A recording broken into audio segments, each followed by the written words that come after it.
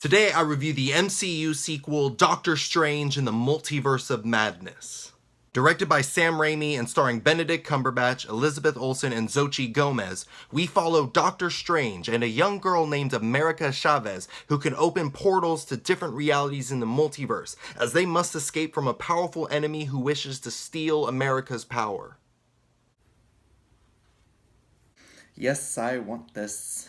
Doctor Strange in the Multiverse of Madness is the latest entry into the Marvel Cinematic Universe, and we have the return of the always incredible Benedict Cumberbatch as Doctor Strange, and no surprise here, he is amazing. One thing that a lot of superhero movies have been on point with lately is the casting, and Cumberbatch as Doctor Strange is no exception. I love how he gives Strange this oozing sense of confidence. You know, how he walks, how he talks. He's always in control of a situation. But in this movie, everything is just not going his way. But he's still trying to hold on to that sense of control. But he can't. And Cumberbatch performs that remarkably. There are countless scenes where his face would be stoic and strong, like, yeah, I got this. But if you look into his eyes, you just see utter panic, like the dude was about to cry.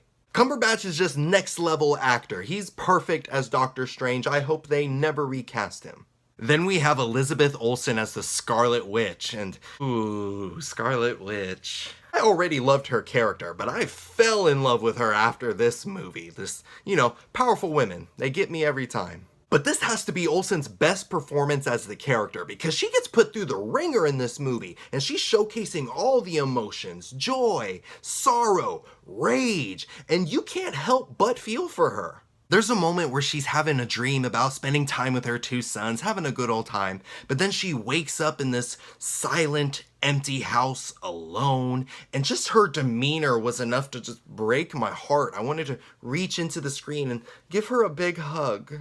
Olsen does an incredible job of making you care so much for a character. No matter what she did in her TV show, and no matter what she does in this movie, like, Scarlet Witch can do whatever she wants, and I would probably still love her.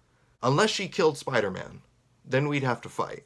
The Multiverse of Madness is also being called the first horror film within the MCU, which makes sense because it's filmed by the legendary horror director Sam Raimi, and while it's not like horror on the same level as movies like The Conjuring, it does have enough of the ingredients, like jump scares, eerie music, the slow close-ups, things like that. Enough of those to make me want to cover my eyes multiple times. There's one scene where the bad guy is coming out of a reflection and their body is all mangled like The Grudge and they're just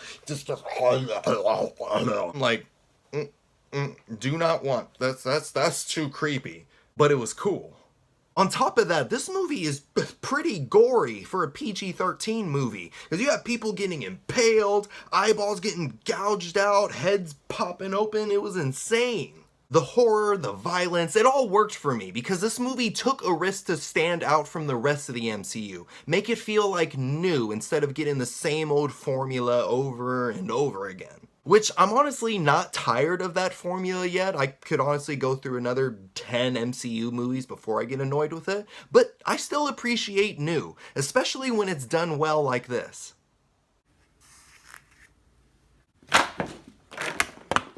Unfortunately, there was a number of things that I did not like about this movie, and it really breaks my heart, but I gotta talk about it.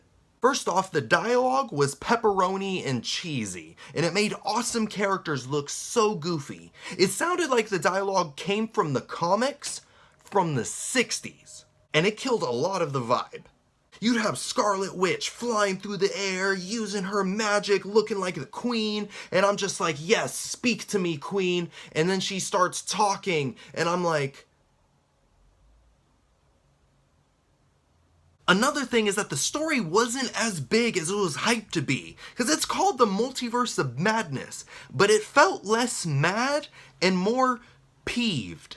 Going into this, I expected the multiverse to just be cracking everywhere and just death and destruction in all realities. But what you get is one universe being destroyed off screen by something that didn't even involve the characters that we're following, and we also get a villain who, if they succeed in their plan, would be more of an inconvenience than anything.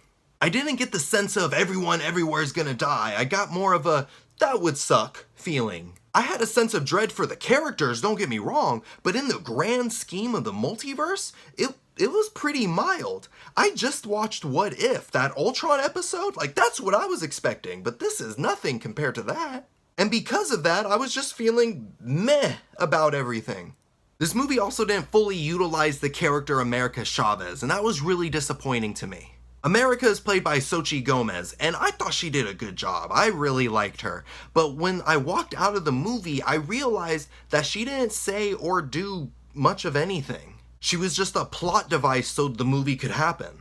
In the beginning of the movie, I can feel her presence. She's opening portals, she's explaining the multiverse to Doctor Strange, she's contributing. But once the multiverse hopping actually begins, she just stands there. She might say a sentence or two, but for the most part, she's quiet. If it wasn't for the bad guy constantly trying to kill her, I would have forgotten she was in the movie. She's literally the key to the multiverse, and this movie just swept her under the rug until they needed her.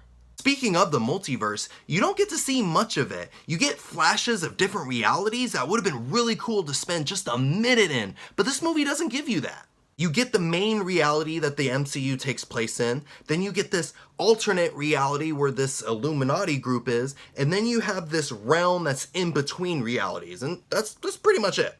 I was really disappointed about that because this movie could have easily gone so crazy with its multiverse, similar to the movie Everything Everywhere All at Once. In that movie, you spend time in a nice handful of alternate realities and it's so much fun. But in this movie, we get one reality that's similar to ours, but red lights and green lights are switched. So green means stop and red means go. Yay! What is the verdict? My friend asked me if I was in a bad mood when I watched this, and I honestly wasn't. I was super excited to see this. It was my most anticipated movie of the year, but when I sat down and the movie started, I felt nothing. I think it was just too weak of a script. It needed a lot more work, and I just couldn't get into it. And that breaks my heart because I love the MCU. But I gotta be honest, not just with you, the viewer, but also myself.